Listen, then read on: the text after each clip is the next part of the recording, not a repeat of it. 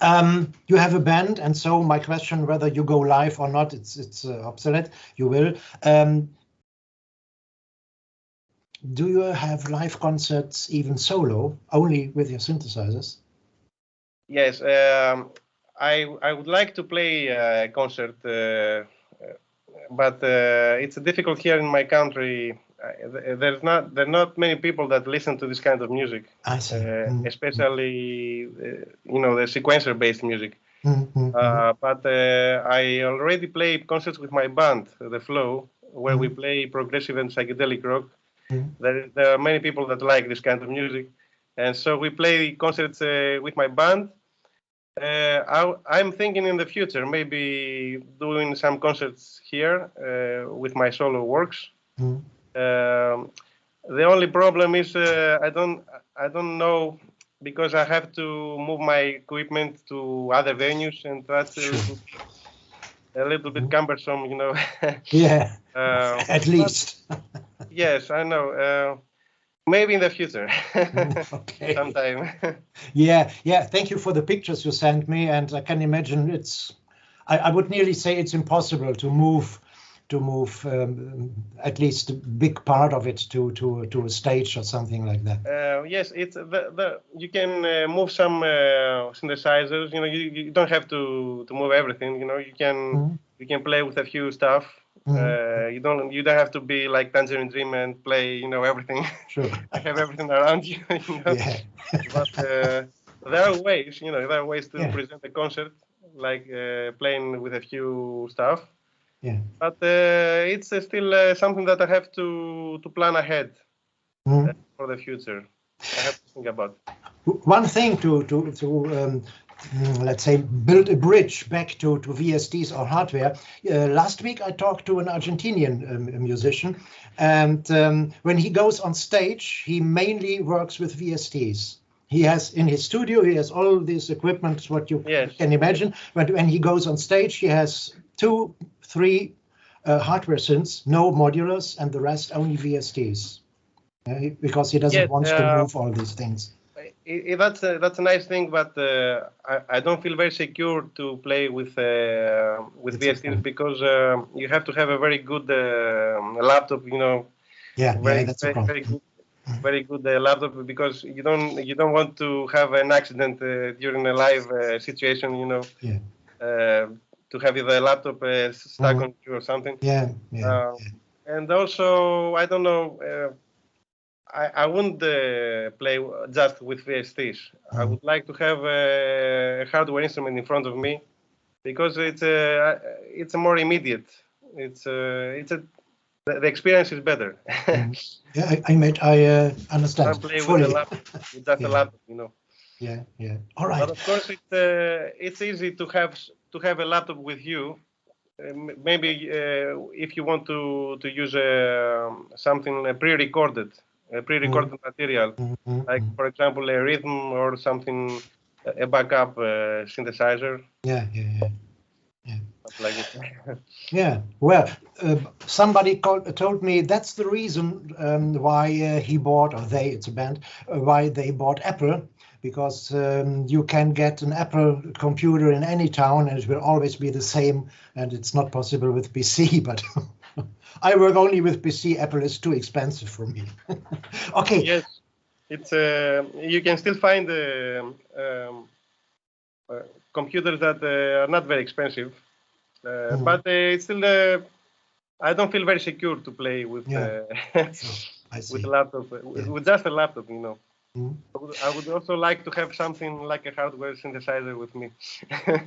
Sure. All right.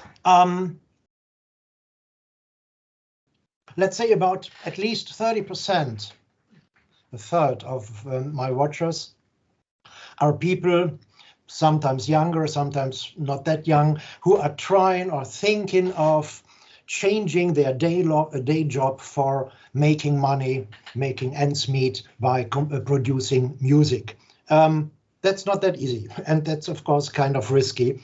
What do you think? Is there something, an experienced musician who works in this field professionally, I think in the according to economics. Is there anything you would say, don't do this, and don't? On the other hand, I advise you to do that. Yes, my advice to younger musicians is to follow their ambitions and to write their music, to do what they like, what they love.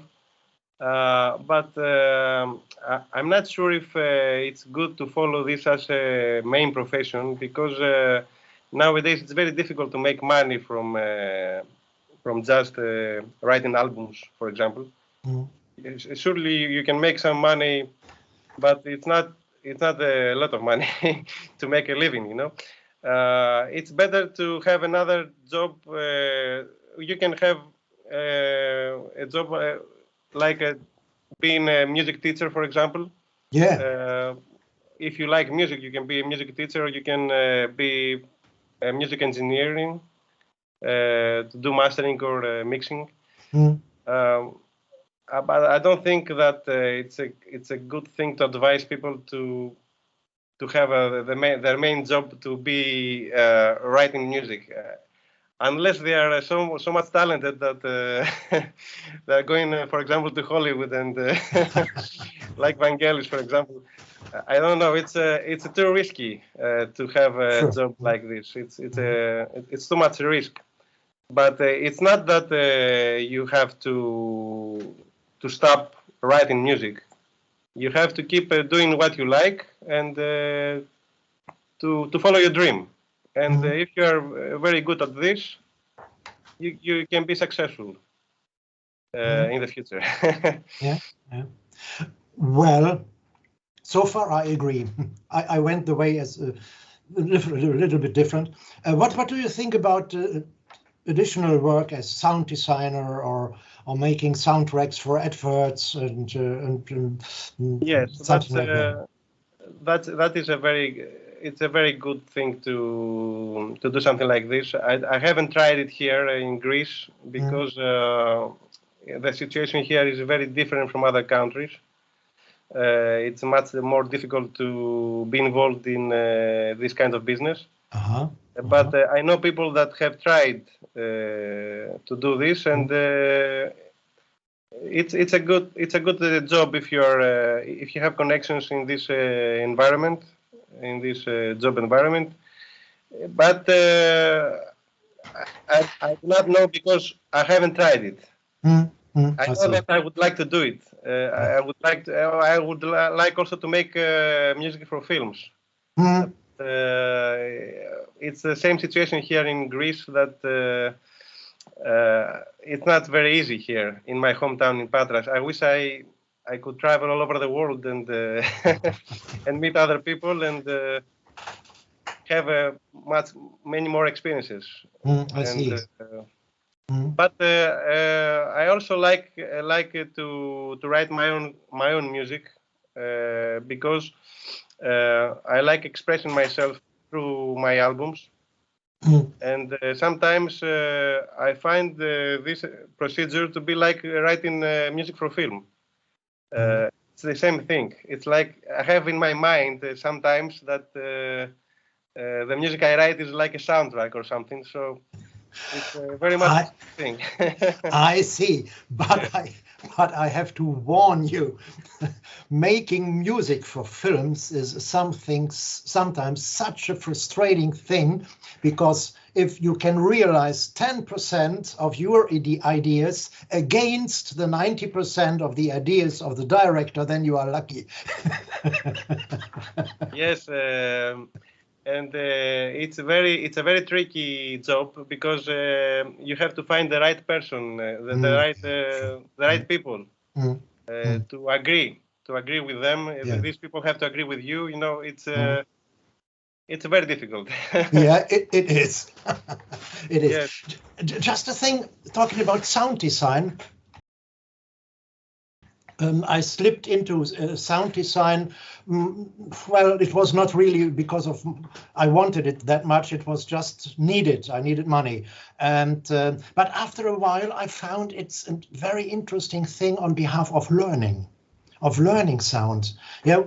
when I write, I'm a classical musician according to my education. But when you write something, you think, at least if you are that old as like I am, I'm a grandpa already, by the way. Then you don't think so much about the sound itself. Me at least, and I learned by doing sound design, by having to make sounds for silly people, for silly companies, with a certain imaginations. I learned that much about sound, which I had never learned at any university. Yes, that's right. When you design a sound, it's much different than when you write music. Mm-hmm. And I sometimes find myself designing sounds, and it takes a lot of time to make something very interesting. And sometimes I lose myself trying to make weird sounds and effects, and especially when you play with a modular synthesizer. Yes. You lose a lot of time. Before you know, an hour passes. And you are in the same situation, you're making the same sounds, and you're trying to make something interesting. Then you make something, you want to keep this sound, and then you turn the knob, and it disappears, and there's something else. Then it's a very difficult thing to make, to design a sound. You have to be very careful, to know what you're doing. Mm-hmm. And you can never say that you know everything. You always learn. Sure. You always learn as time goes by, and you can never say that you know everything when that's true. When you are designing something. Yeah, especially with modular synthesizers. Especially with modular synthesizers. They surprise you after 10 years. Something new. Yeah, that's true. Electronic musicians are quite often, not always, fortunately, are quite often solitary workers. I know that sometimes you cooperate with when you produce your album.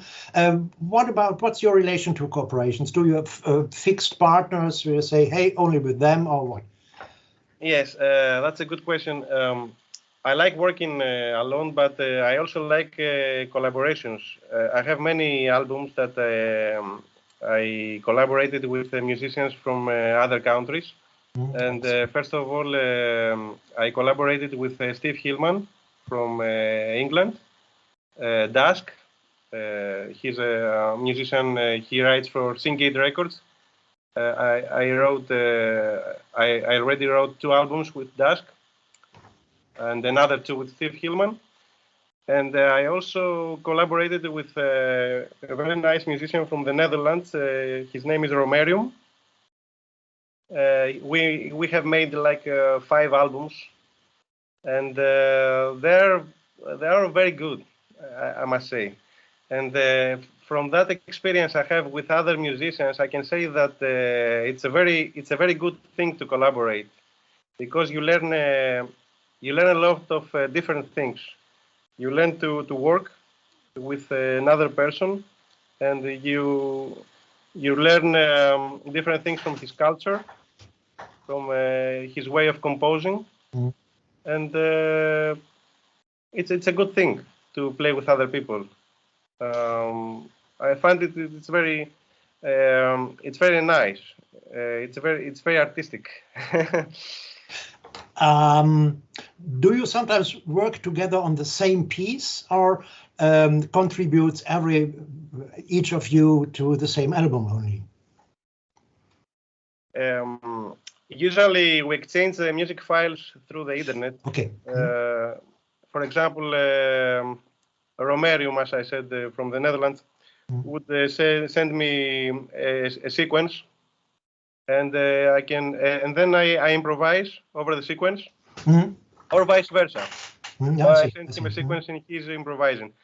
Other times it would be just a pad sound, or something, or a rhythm, for example, and I write the melody or I see. the pads. So I don't know. It depends, and sometimes it depends on the idea of the album. And usually we have an idea before we begin. We say that we want to write something about, for example, space exploration. And when you have an idea, you can begin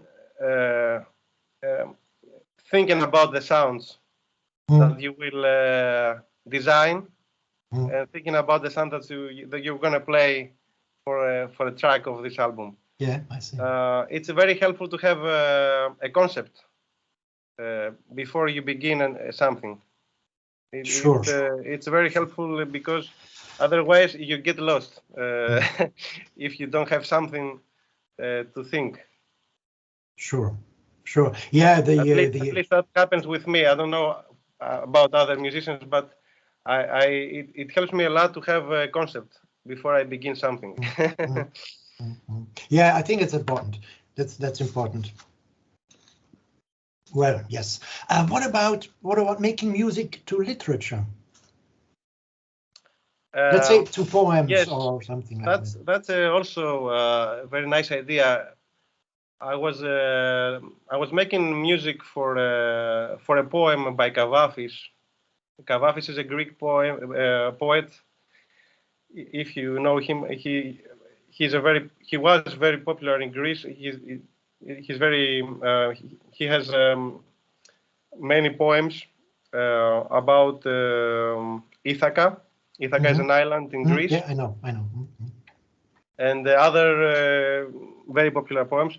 I was making music when I was young, classical music, because I have a classical background. Yeah, I know. And but I never tried to make electronic music over something like this. I see. It's much more different. I haven't tried it yet. But I might do it in the future. I don't know.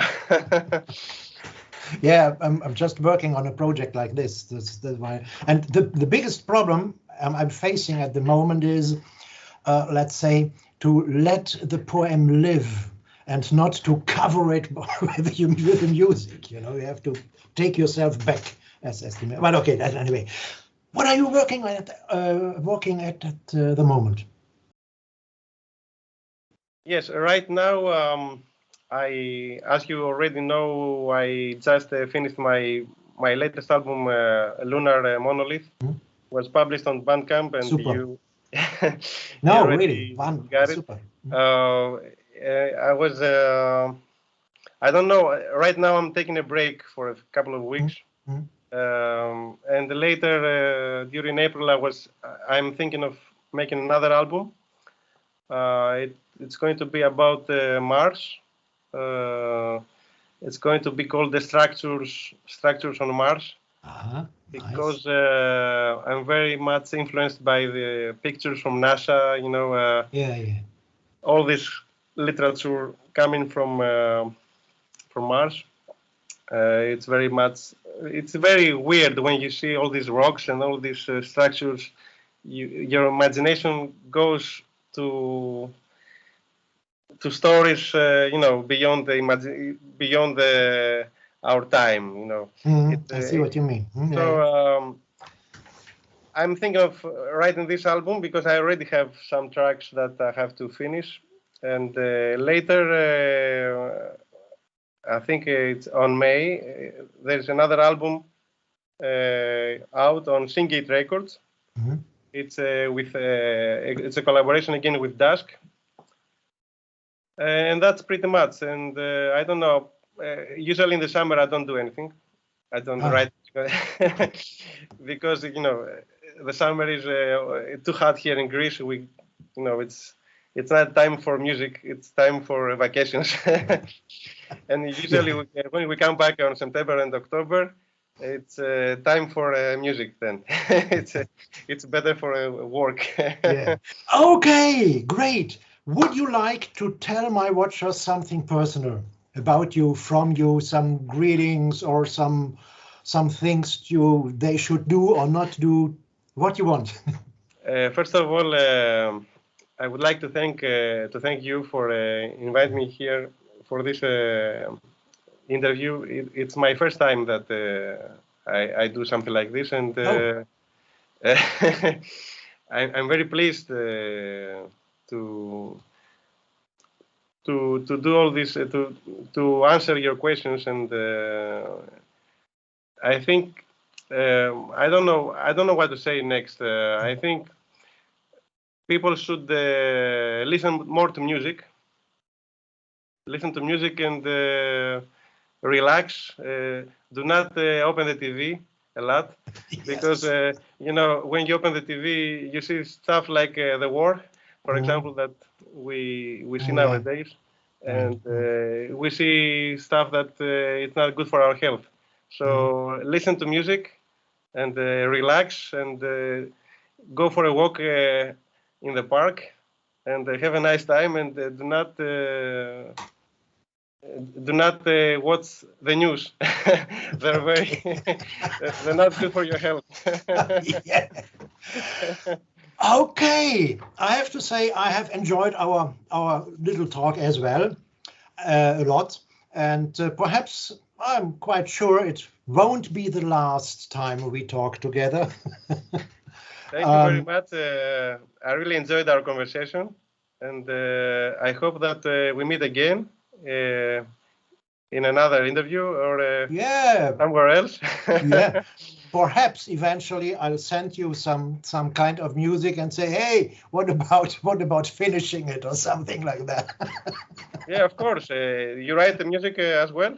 Yes. My main work is unfortunately I don't know whether fortunately or not, is sound design, indeed, in between. Writing music is very, very, very seldomly, very rarely. I would like, but it's a question of time.